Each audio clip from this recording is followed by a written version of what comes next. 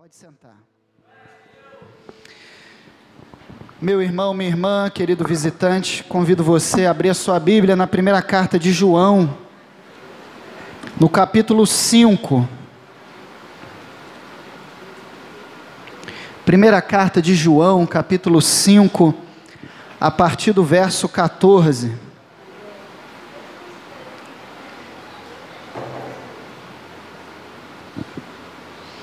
A gente vai encerrar hoje a série de mensagens sobre o mandamento do amor.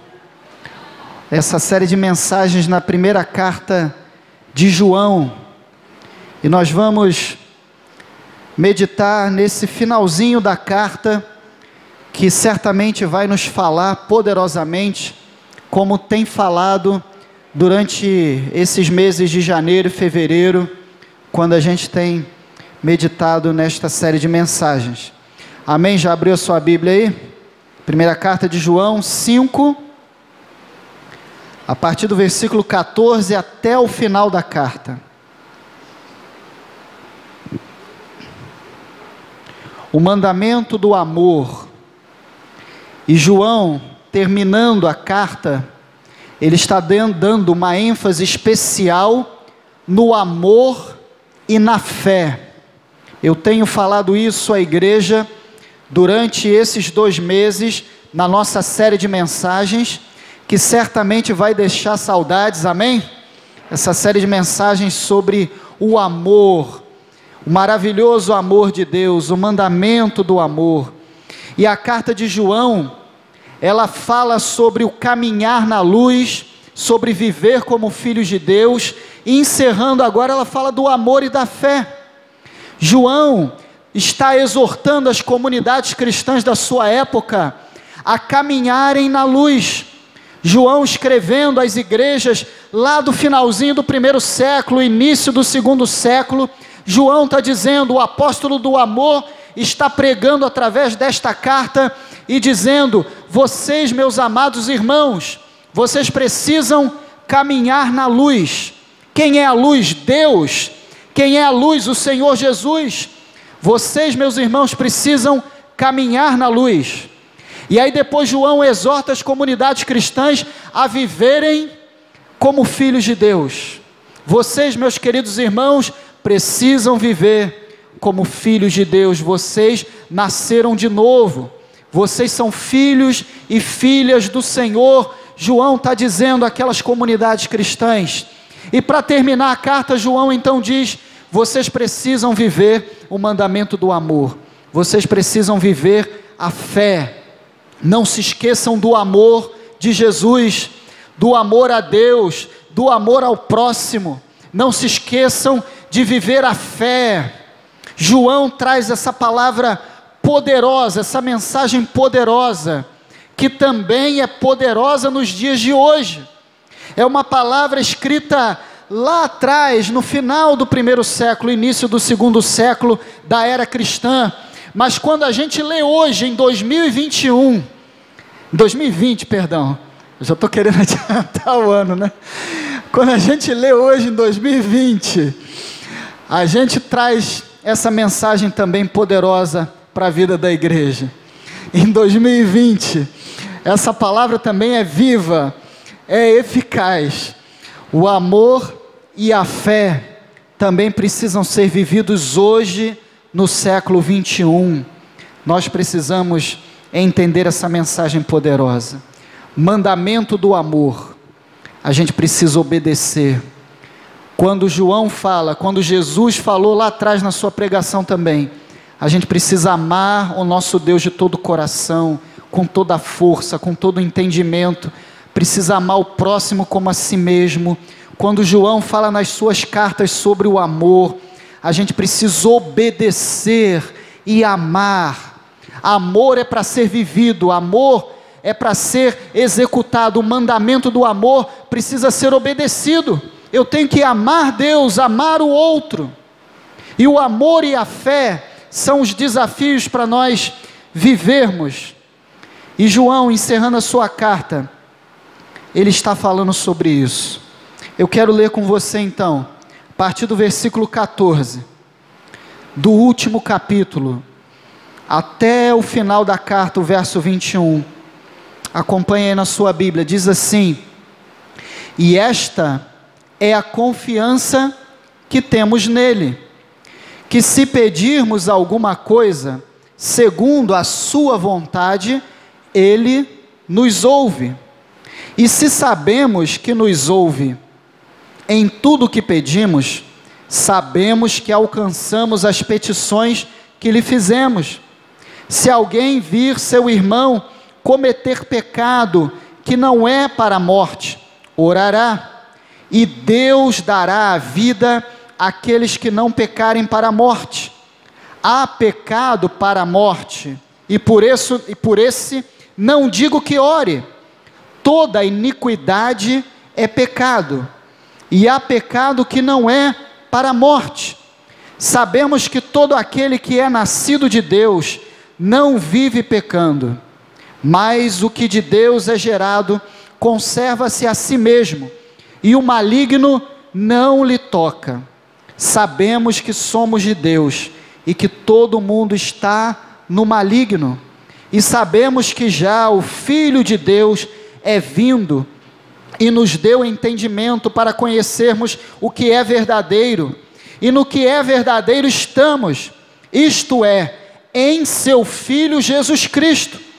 Este é o verdadeiro Deus e a vida eterna. Filhinhos, guardai-vos dos ídolos. Amém.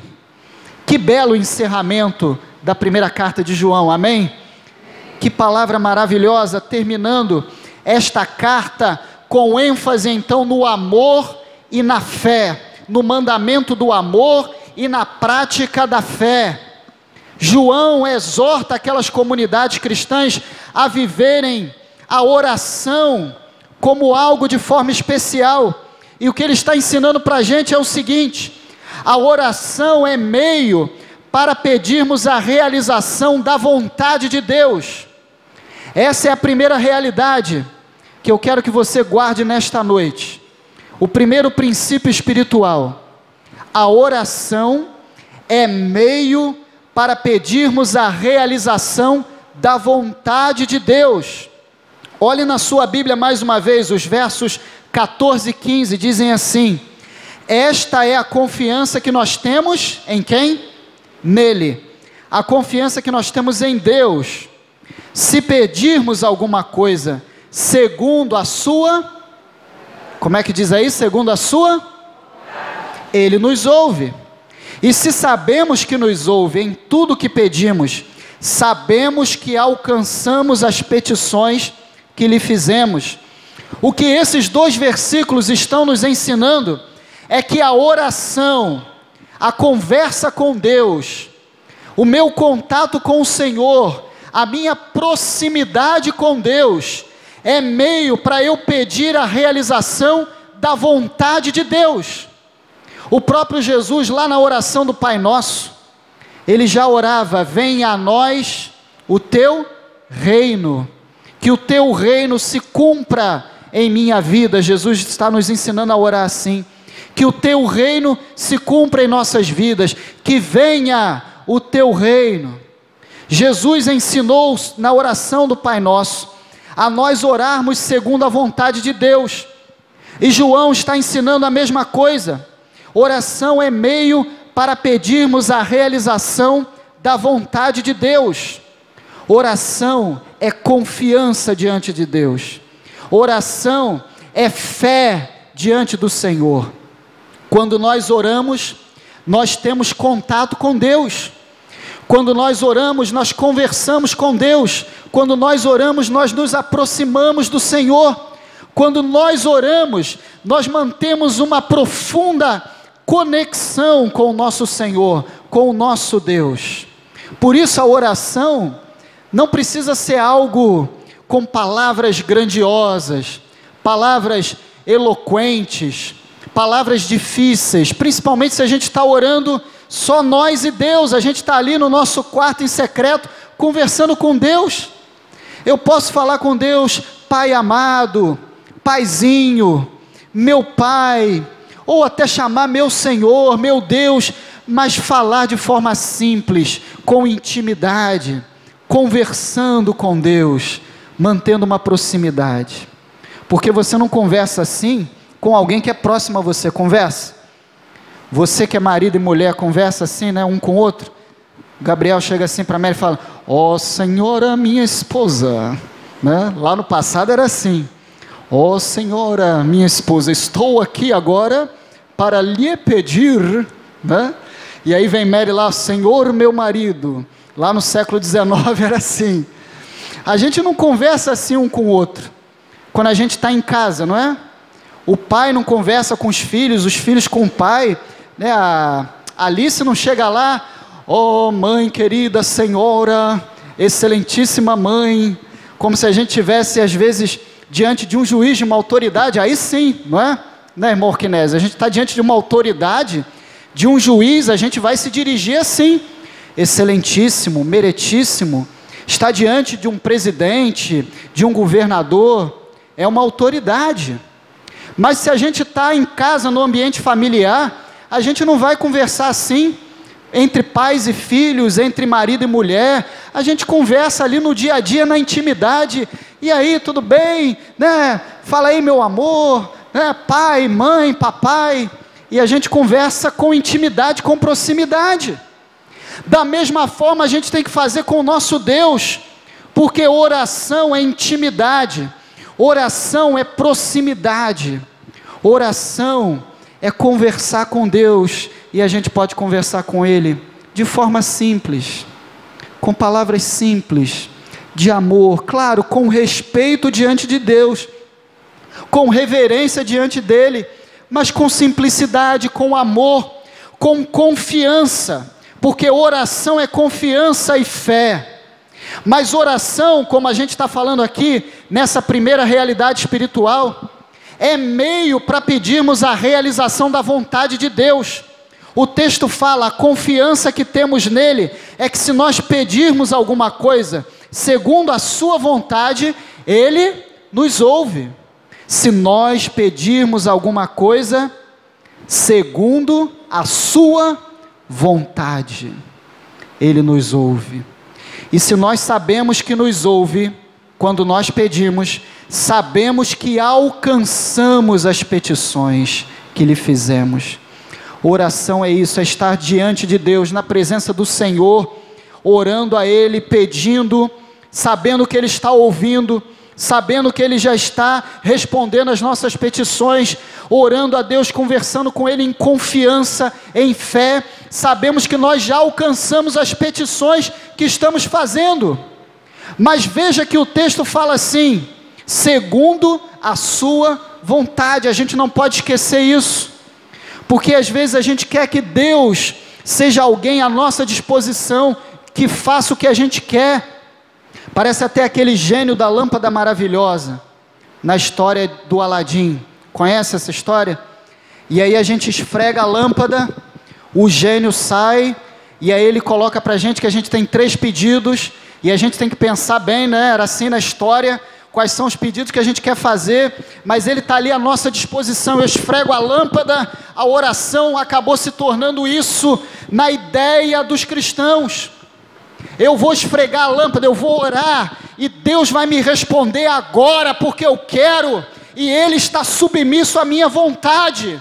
Ora, eu sou Deus agora? Eu exijo de Deus? Que negócio é esse?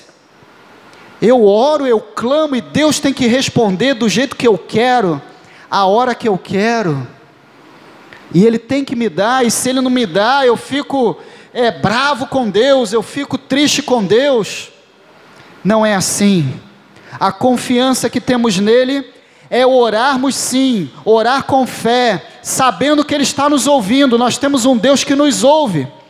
Oração é confiança sim, é fé, e quando nós temos essa fé, essa confiança, nós oramos e já alcançamos as petições que estamos fazendo, porque isso é fé.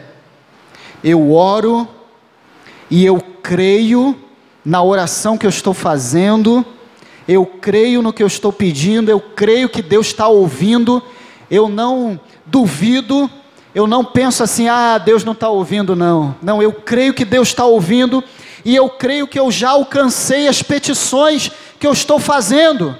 Isto é fé, isto é confiança na oração. Mas eu não posso me esquecer do que está aqui no verso 14. Se eu peço alguma coisa, segundo a sua vontade. Eu tenho fé quando eu oro. Eu creio, eu tenho confiança. Eu peço diante de Deus, eu creio que Ele está ouvindo, eu creio que Ele já está me respondendo, eu creio com fé que eu já estou alcançando as petições que eu estou fazendo, mas eu tenho que entender que é segundo a vontade dEle, segundo o querer dEle, segundo o que Deus quer realizar na minha vida, segundo os projetos de Deus, porque às vezes a gente quer pedir para satisfazer as nossas vontades. Às vezes a gente ora e quer pedir muito mais com os nossos desejos egoístas. E aí Deus não vai responder. Porque a gente está olhando apenas para a gente, para os nossos desejos egoístas. A gente está olhando apenas para o nosso umbigo. A oração não é meio para satisfazer as nossas vontades. A oração é meio para a realização da vontade de Deus, amém? Amém? Amém? Você crê nisto? Então quando você orar, ore com fé sim, ore com confiança sim, ore que você tem um Deus, entendendo que você tem um Deus que te ouve, ore crendo que você já alcançou as petições, ore com confiança, com fé. Ore entendendo que Deus já está te respondendo, mas entenda ao mesmo tempo que Deus responde segundo a vontade dEle, não para satisfazer nossas vontades. E aí a gente precisa compreender isso na realidade espiritual, porque às vezes Deus vai responder para a gente não, às vezes Deus vai responder para a gente sim, às vezes Deus vai responder para a gente aguarde. E muitas vezes a gente orando mesmo com fé, com confiança, orando crendo que Ele está ouvindo, crendo que a gente já alcançou os pedidos, mas Deus não vai responder, porque Ele sabe que aquilo ali não está nos planos dEle, e talvez a gente nem vai entender agora, a gente só vai entender na eternidade, porque às vezes acontece assim, a gente ora para Deus curar alguém, e aí a resposta não vem, a cura não acontece, e a pessoa falece, a pessoa é chamada por Deus, e aí a gente fica, mas eu orei com fé, eu orei com confiança, eu orei crendo que a resposta viria. E como é que a gente resolve essa questão? Você orou com fé para Deus curar, você não duvidou, você orou com confiança, mas a resposta não veio. E aí, meu irmão, eu digo para você, tem coisas que a gente não vai entender agora, e a gente estava até conversando isso, né, ontem, tem coisas que a gente não deve nem entender, porque a gente não vai ter estrutura para entender agora, nessa limitação humana que a gente vive, e a gente só vai entender na glória, na eternidade, e aí a gente vai ter capacidade para entender. Então, quando Deus não responder, quando Deus responder não, quando Deus responder aguarde, não significa que Ele não está ouvindo, não significa que a gente não está tendo fé, não significa que a gente não está orando com confiança, é porque não é segundo a vontade dEle, ou não faz parte dos planos de Deus, ou a gente não vai entender agora e só vai entender na eternidade. E tem muita coisa que a gente não entende, não é verdade? Tem coisa que a gente não entende. A gente ora, a gente pede, mas por que Deus não fez? Por que Deus não abriu aquela porta? Por que Deus não curou? A gente não entende nesta vida. Mas uma coisa eu digo para você, meu irmão, minha irmã, ore com fé, continue orando com fé, com confiança, crendo na vontade do Senhor, crendo que Ele está ouvindo, ore com fé, crendo que você já alcançou o que você está pedindo, porque fé é isto. Não está lá em Hebreus 11:1? A fé é prova, é certeza de coisas que eu não vejo, de coisas que eu ainda aguardo. Eu não estou vendo, eu não estou tocando, eu ainda aguardo, eu ainda espero, mas eu creio que eu já alcancei. Eu creio no Senhor, eu tenho confiança, eu tenho fé. Continue orando com essa fé, continue orando com esta confiança, continue crendo que você alcança aquilo que você pede, mesmo não vendo, mesmo não recebendo. Tenha fé, continue orando assim com confiança, mas entenda que se a resposta não vem agora, se Deus diz para você aguarde, ou se a resposta não vem, entenda que está nos planos soberanos do Senhor, é a vontade do Senhor, e muitas coisas a gente não entende. A oração é meio para pedirmos a realização da vontade de Deus. Uma segunda verdade espiritual que eu aprendo nesse texto, é que o nascido de Deus não vive no pecado. Olha o que os versos de 16 a 20 dizem: se alguém vir o seu irmão cometer pecado que não é para a morte, orará e Deus dará a vida àqueles que não pecarem para a morte. Há pecado para a morte, e por esse não digo que ore. Toda iniquidade é pecado, e há pecado que não é para a morte. Sabemos que todo aquele que é nascido de Deus não vive pecando, mas o que de Deus é gerado conserva-se a si mesmo, e o maligno não lhe toca.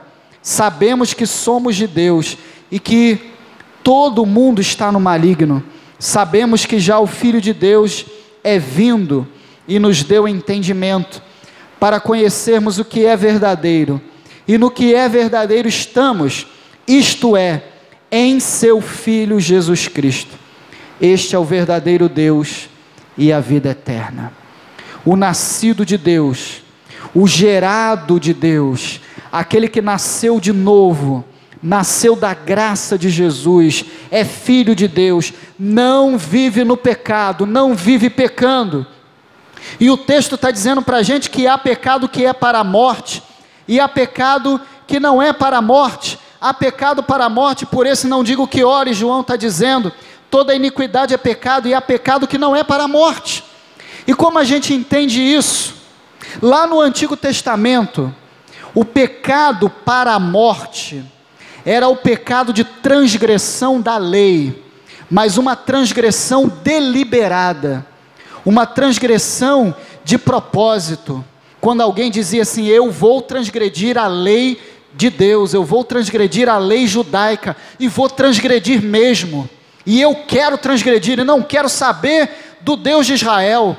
Quando acontecia isso, era o que a lei falava de pecado para a morte, o pecado que gera morte, o pecado que Deus jamais se agrada, e Ele olha, Ele vê aquilo como iniquidade, transgressão da lei.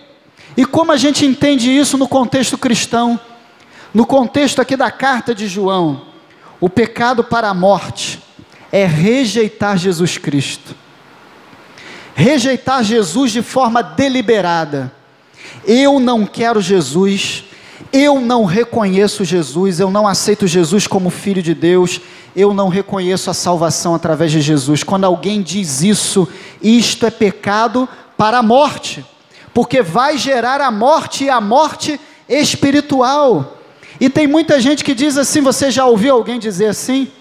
Tem pessoas que falam, não, eu não quero saber de Deus, não quero saber mesmo, eu não quero isso na minha vida, eu não quero Jesus, não reconheço Jesus, e isto é pecado para a morte. E olha o que João diz, há pecado para a morte, por isso não digo que ore, porque a pessoa, ela está rejeitando Jesus de forma deliberada, ela nega Jesus mesmo, e não quer saber. Eu tive um professor assim, e ele entrou no primeiro dia na sala de aula, na universidade, e ele disse assim, Olha, eu quero dizer aqui para os meus alunos que estão aqui para vocês, não quero saber se tem algum cristão aqui, não quero saber nada de Jesus na minha aula. Ninguém pergunta de cristianismo. Ele era professor de história antiga, e ele falou assim: não quero saber de cristianismo, não me perguntem nada, eu nem estudo cristianismo para não ter problema, eu estudo Egito, estudo outras coisas, não me perguntem, porque esse negócio de um senhor de 33 anos, que morreu na cruz, para a salvação da humanidade, isso é história da carochinha, não quero saber. Se alguém me perguntar, vai ficar sem resposta, porque eu não vou falar nada. E olha que palavra dura, ele rejeitou de forma deliberada o Senhor Jesus. É pecado para a morte, pecado que gera morte, morte espiritual. E João fala aqui do pecado em geral, e ele diz que o cristão peca sim, o cristão erra, porque o cristão tem fraqueza. Nós ainda estamos neste corpo carnal, e a gente erra, a gente peca, a gente vai errar cada dia, a gente é fraco. Mas o que João exorta os cristãos é a não viverem pecando. O nascido de Deus, gerado de novo, nova criatura, que nasceu do Senhor em Cristo Jesus e é filho de Deus, não vive pecando. A gente pode errar, e errar por causa de uma falha nossa, errar porque uma tentação se apresentou e a gente não conseguiu resistir, foi fraco e errou, mas a gente não pode viver pecando, viver no pecado. E aí quando a gente vive no pecado, a gente está transgredindo o que o Senhor Jesus nos ensina, o que a palavra nos ensina. O Filho de Deus não vive pecando, aquele que é nascido de Deus não vive pecando. O que é de Deus é gerado, o que de Deus é gerado, conserva-se a si mesmo, o maligno não lhe toca. O que é gerado de Deus procura conservar a sua vida isenta do pecado, procura viver longe das coisas desse mundo, não vive pecando, porque esse é o problema. Quando a gente vive ali a cada dia errando, e continua fazendo, e não está vendo problema naquilo, e aquilo parece que não afeta mais a gente continua errando, e até se agradando, tendo prazer, vive no pecado. É algo que o Filho de Deus não pode permitir na sua vida, porque Jesus, o Filho de Deus, veio, nos deu entendimento, como diz o verso 20, nos deu entendimento para conhecermos o que é verdadeiro, e no que é verdadeiro nós estamos. Este é o verdadeiro Deus e a vida eterna. Se nós estamos naquele que é verdadeiro, nós temos que viver a verdade de Deus. Não podemos viver na mentira, na falsidade, não podemos viver pecando, errando o tempo todo. O nascido de Deus não vive pecando. E uma terceira e última realidade espiritual que a gente aprende, que é o último versículo da carta, é o versículo 21, quando João chama de forma carinhosa os seus leitores, e ele diz assim: filhinhos, guardai-vos dos ídolos, amém. E ele termina a carta com esta expressão do hebraico, que quer dizer que assim seja, que assim se cumpra, amém. Tudo aquilo que eu escrevi nesta carta para vocês, meus irmãos, amém, que assim seja na vida de vocês, meus irmãos, meus amados, meus filhinhos, amém. Por isso, quando você está falando amém, é algo muito sério, é uma verdade espiritual séria. Às vezes a gente parece que fala amém assim, não é? Como se fosse uma palavra normal, mas não, ela tem um poder, um significado maravilhoso. Quando você termina uma oração e fala amém, você está dizendo que assim se cumpra segundo a vontade de Deus, que assim seja. Então tenha muita seriedade quando você fala amém, mesmo até quando eu peço para você falar amém, mas fale entendendo o sentido espiritual, que assim seja. A terceira e última realidade espiritual que João está ensinando nesse versículo 21. É preciso prevenir-se dos ídolos. João fala uma palavra simples: guardai-vos dos ídolos. Ele está dizendo assim: procurem se prevenir dos ídolos. Procurem prestar atenção para vocês não terem ídolos nas vidas de vocês. E o que é um ídolo? Talvez você pode dizer assim: ah, pastor Leandro, mas eu não adoro nenhuma imagem, eu não chego assim diante de nenhuma imagem e me curvo assim, adorando a imagem, eu não tenho ídolo nenhum não. Ah, eu não tenho nenhuma imagem assim, numa foto que eu fico lá me curvando, e aí fazendo reverência.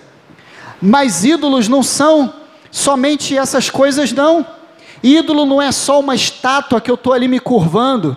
Ídolo não é só uma imagem de alguma divindade, algo que é uma falsa divindade que eu me curvo e ali presto uma reverência e adoração. Ídolos não são só essas coisas não. Ídolo é tudo aquilo que eu coloco no lugar de Deus na minha vida. Você já parou para pensar isso? Isso é idolatria.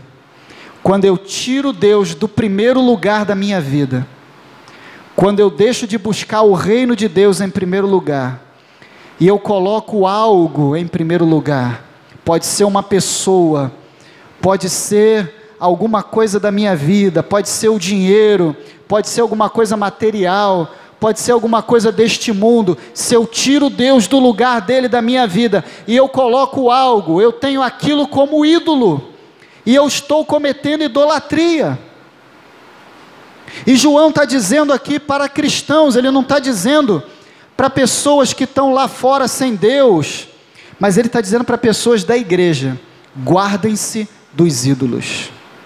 É preciso se prevenir dos ídolos. E o que tem sido talvez ídolo na sua vida? Será que às vezes o Facebook não é um ídolo na sua vida? Será que às vezes o Zap, como a gente chama, né? Zap, não, Zap é mais alguns só que chamam, né? Os adolescentes brigam comigo, né? Fala que Zap, os jovens não falam isso. Mas será que o WhatsApp não está sendo o nosso ídolo? Será que alguém, um líder deste mundo não está sendo o nosso ídolo? Será que talvez algum cantor, alguma banda não está sendo o nosso ídolo? Será que o trabalho não está sendo o nosso ídolo? Será que o dinheiro não está sendo o nosso ídolo? E aí a gente tira Deus do lugar, coloca esses ídolos e acha que não, eu adoro Deus, Deus é primeiro lugar na minha vida, eu busco o reino de Deus, mas está adorando mais essas coisas do que Deus. O que a gente tem feito do nosso tempo, e o que você tem feito do seu tempo, demonstra muito o que você tem vivido, o que você tem no coração. Porque se a gente tem colocado o nosso tempo mais nas coisas materiais, se a gente tem colocado o nosso tempo mais nas coisas desse mundo, o nosso coração está mais nas coisas desse mundo. Se o nosso tempo está mais na internet, está mais nas redes sociais, a gente está fazendo das redes sociais nossos ídolos. A gente está fazendo muitas vezes do celular o nosso ídolo. E já viu isso? Às vezes a pessoa já dorme com o celular assim, né? Já dorme assim. Aí já acorda mexendo no celular. Se pudesse, até acho que dormiria assim, né? Já dorme assim, mexendo. Minhas filhas que brigam comigo, né? Que eu fico digitando assim, ó, catando milho. Ela fala: pai, nem é assim não. É assim, ó. Né? Mas eu não consigo digitar igual a elas. Falar, digita rápido. Não, eu fico assim, ó. Aí às vezes vai demorar, mas vou gravar um áudio mesmo, porque dá não. Tem que ficar aqui digitando, né? Às vezes é uma mensagem grande. Pois é, né? Mas às vezes a gente está fazendo do celular, que tem sido uma ferramenta útil, maravilhosa, pode ser bênção sim, Mas às vezes a gente está fazendo desta ferramenta, um ídolo na nossa vida. A gente não consegue viver mais, dorme agarrado com o celular, já acorda com o celular na mão, e é o dia inteiro ali, e se o celular descarrega, ah meu Deus, e agora? E se não tem mais internet, ah vou morrer, né? E se não tem como ter o celular mais, fica 1 hora, 2 horas sem celular, um dia então. E aí se a gente fizer um retiro espiritual aqui, né, de carnaval ano que vem, ó, não pode entrar celular, aí o pessoal vai ficar lá assim, né, durante o retiro, andando assim, né, ou assim, né, ou assim, porque está sentindo tanta falta do celular, e não consegue mais viver. Meus irmãos, a gente não pode se deixar controlar pelas coisas. São as coisas que nos controlam, é o celular que rege a minha vida, são as redes sociais que me controlam, são as coisas desse mundo que comandam a minha vida, ou eu que tenho que estar no controle, saber a hora de parar, saber a hora de não estar mais com isso nas mãos. Será que a gente tem feito dessas coisas nossos ídolos? E aí Deus está de lado, a oração fica para depois, ler a Bíblia nem se fala, está de lado, porque a gente está fazendo de outras coisas os nossos ídolos, e estamos deixando Deus do lado de fora. Que você viva essas verdades espirituais na sua vida. A oração é meio para pedirmos a realização da vontade de Deus. Guarde essa palavra no seu coração. Oração é meio para você pedir a realização da vontade de Deus na sua vida. Cumpra-se em mim o teu reino, Senhor. O nascido de Deus não vive pecando, e é preciso se prevenir dos ídolos, guardar-se dos ídolos, e ter apenas um para adorar, Deus. Creia nessas verdades espirituais na sua vida. Feche seus olhos, baixe sua cabeça.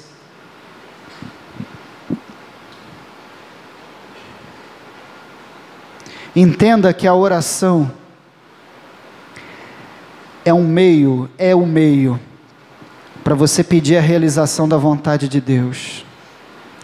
Entenda que você é filho de Deus, e o filho de Deus não vive pecando. Entenda que você precisa se guardar de coisas para não se tornarem seus ídolos. Viva a oração com fé, para realizar o reino de Deus na sua vida. Não viva pecando. Cuidado para não ter ídolos na sua vida. Consagre a sua vida diante do Senhor. Alguém nesta noite que quer consagrar a sua vida? Você quer dizer assim: pastor, eu quero orar com mais fé, eu quero orar com mais confiança, eu quero orar entendendo mais a tua vontade. Ou então você quer dizer assim: eu não quero mais ficar pecando, viver pecando, eu quero ter cuidado de não colocar ídolos na minha vida. Se você está entendendo essa palavra para você nesta noite, erga uma de suas mãos. Se é sobre a oração, se é sobre não viver pecando, se é sobre os ídolos, seja uma dessas três ou sobre todas as três, levante a sua mão. Amém. Deus te abençoe. Amém, amém, amém, amém, amém, amém, amém, amém, amém. Mais alguém? Amém. Pode levantar sua mão. Há mais alguém? Você quer aceitar Jesus como Senhor e Salvador nesta noite? Há alguém que quer dizer isto: eu quero Jesus na minha vida, eu quero viver a minha fé no Senhor Jesus, ser nova criatura. Levante a sua mão. Há alguém querendo aceitar Jesus como Senhor e Salvador? Pode levantar uma de suas mãos, faz esse gesto, e você estará dizendo: eu quero Jesus como Senhor da minha vida. O Senhor Jesus nos ama.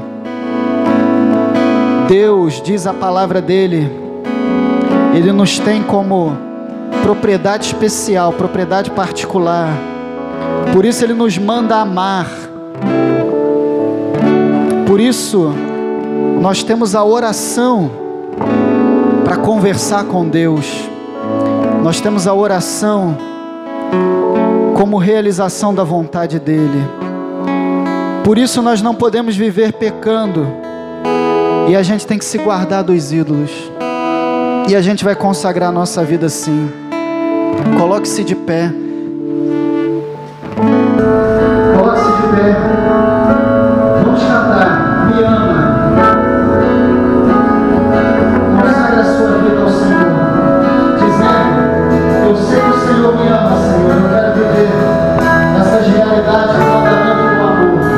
Quero viver as realidades da carta de João.